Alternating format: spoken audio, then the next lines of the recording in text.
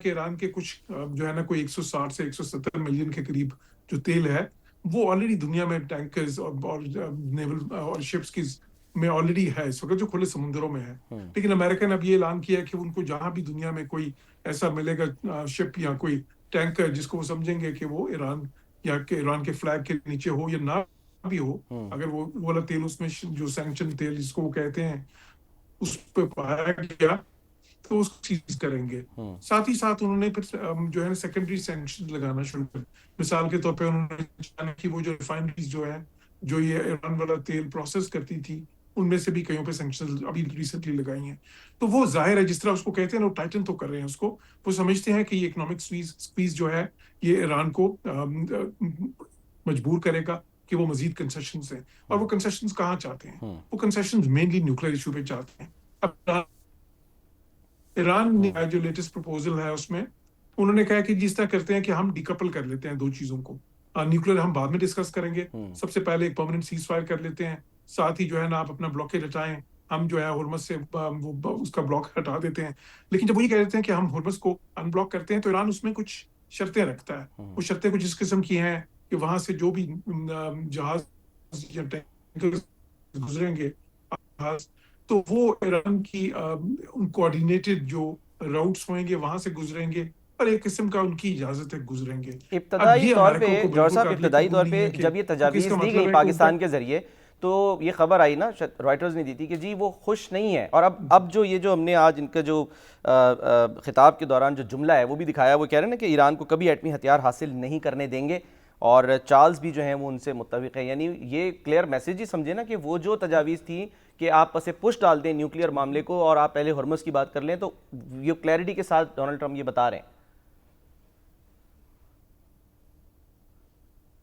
جی دیکھیں, اور یہ کنسسٹنٹلی جو ہے پریزیڈنٹ ٹرمپ ہی کہتے ہیں کہ وہ تو آج سے 20-25 سال پہلے بھی یہ کہتے تھے جب ابھی ان کی کوئی کینڈیڈیٹ بھی نہیں تھے, کچھ بھی نہیں تھے, کیونکہ اس وقت بھی وہ امریکہ میں جو جوئش لابی ہے جو آئی پیک ہے اور ان سے باقیوں کو ان سے کلٹیویٹ کر رہے تھے, تو اس وقت سے ان کا ایک کنسسٹنٹ سٹینڈ ہے.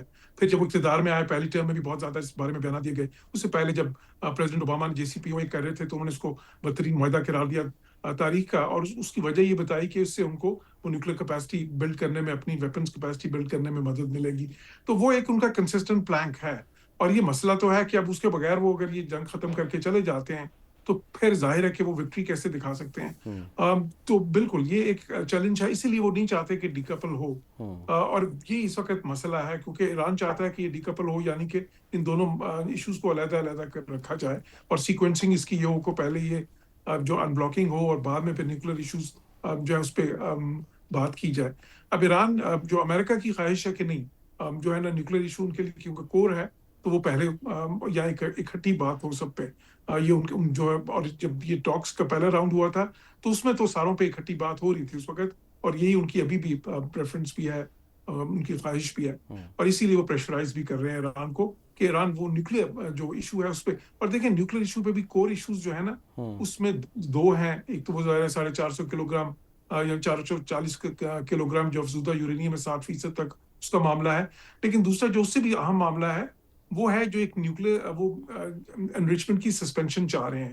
امریکہ 20 سال کے لیے چاہ رہا تھا, ایران نے جو ہے نا اطلاعات کے مطابق 5 سال تک وہ آگے بڑھے تھے. لیکن اس کے بعد ہوا کیا, اس کے بعد یہ بھی ہوا کہ ایران کے اندر کچھ آوازیں اٹھنے لگی کہ ہم نے بہت ہی اس پہ جلدی کی ہے, یہ 5 سال کی بھی ہمیں نہیں دینی چاہیے تھی ونڈو. تو پھر ایران اس پہ تھوڑا سا جو ہے نا وہ خصوصاً وہاں پہ جو ہارڈ لائنرز تھے انہوں نے اس پہ بہت زیادہ جو ہے نا ریاکشن ان کی طرف سے آیا. تو پھر تھوڑا سا ایران اس سے پیچھے ہٹا اپنے اس موقف سے. اب وہ چاہتے ہیں کہ اس پہ بات ہی نہ ہو فی الحال, تاکہ وہ سسپینشن جو ہے نا ابھی ڈسکس ہی نہ ہو. تو یہ اس وقت بھی جب ہم بات کر رہے ہیں تو ڈپلومیسی تو ابھی بھی چل رہی ہے. جو یہ تجاویز ادھر سے جاتی ہیں وہ ابھی بھی ظاہر پاکستان ہی ذریعہ ہے, ابھی بھی پاکستان فیسیلیٹیٹر بھی ہے, میڈیٹر بھی ہے. تو اور پھر امریکہ کی طرف سے اس پہ جو بھی ان کی ریزرویشنز اعتراضات ہوتے ہیں, جو ان کی خواہشات ہوتی ہیں, اس کے بعد پھر ادھر واپس جاتی ہیں. تو اس طرح سے یہ ڈپلومیسی تو چل رہی ہے, لیکن ساتھ ساتھ ایک کشیدگی بھی ہے. اور ظاہر دونوں طرف سے یہ کوشش بھی ہے کہ پریشر جو ہے وہ اکنامک وارفیئر کے ذریعے ایک دوسرے پہ اتنا جنریٹ کیا جائے اور پولیٹیکل پریشر جنریٹ کیا جائے. کیونکہ ایرانی سائڈ یہ سمجھتی ہے کہ پریزیڈنٹ ٹرمپ کے اوپر ڈومیسٹک پولیٹیکل پریشر کافی ہے. جو ایرانی سائڈ سمجھتی ہے کہ ایران کے کیونکہ سسٹم مختلف ہے، ان پہ اس طرح کا نہیں ہے، تو وہ اس کو تھوڑا سا لیوریج کرنا چاہتے ہیں ساتھ ساتھ.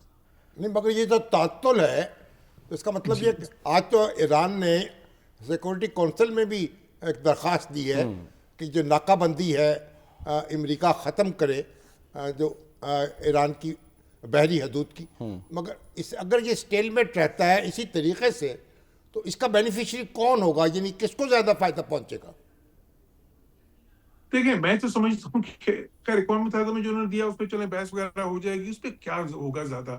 مطلب دیکھیں امریکہ کے پاس تو ویٹو پاور بھی ہے، اس سے کیا ہو سکتا ہے، کوئی ریزولوشن اگر ناکہ بندی برقرار رہتی ہے، ناکہ بندی برقرار ہے، ایران نے ہرمز بند کی ہوئی ہے اور ہاتھ پہ ہاتھ رکھ کے بیٹھ جاتے ہیں، تو پھر کیا ہوگا؟ جی بالکل، میں بالکل اسی طرف آ رہا تھا شامی صاحب. دیکھیں اس صورت میں سمجھتا ہوں کہ دونوں کا نقصان ہے. کیوں ایران کا بہت زیادہ نقصان ہے اقتصادی طور پہ. دیکھیں وہاں پہ ریال، ابھی آپ نے خبر پڑھی ہوگی کہ ریکارڈ سطح تک گر گیا ریال.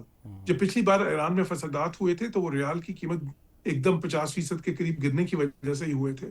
تو ظاہر ہے اس کا ایک اقتصادی پریشر تو ایران پہ ہوگا، بے شک وہ اس کو مانے کہ نہیں مانے.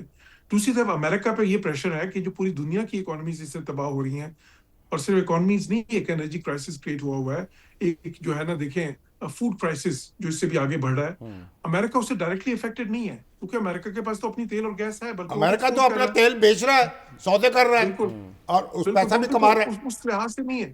لیکن ان کو دوسرا فرق پڑتا ہے، دوسرا فرق یہ پڑتا ہے کہ دیکھیں جو امریکہ میں بھی جو تیل کی قیمت ہے وہ متعین ہوتی ہے جو برینٹ کروڈ کی جو ڈیلی کی پرائس ہے اس کے ساتھ لنکڈ ہے. وہ تو فائدہ جو ہوتا ہے وہ آئل کمپنیز کو ہوتا ہے، صارفین کو نہیں ہوتا.